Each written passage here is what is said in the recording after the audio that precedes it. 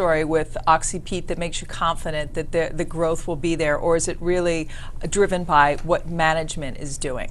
It's partly driven by what management doing. They have new management that has committed to some of the things that we like to hear about. It's an oily company, not as much natural gas, and we favor that right now. But they are coming out with some plans. I think they're going to have an investor conference in November, and they're going to talk about some divestitures and other issues that are going to enhance shareholder return.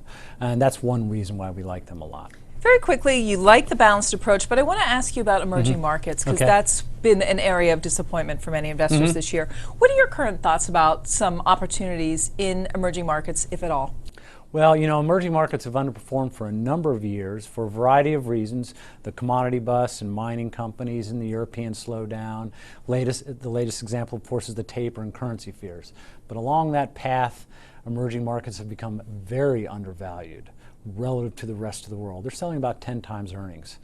And when you look at them, they're still going to have a much higher GDP growth rate, double-digit earnings growth, and you know, they're in much better condition or shape in the aggregate than they were many years ago during the last currency crisis. Their current account deficits are better, their currencies are stronger, they can weather that storm better. So we still think from a growth perspective, it's the place to be for the next 10 years, and you're starting out at a very good valuation in emerging markets relative to what Europe and the US is at right now.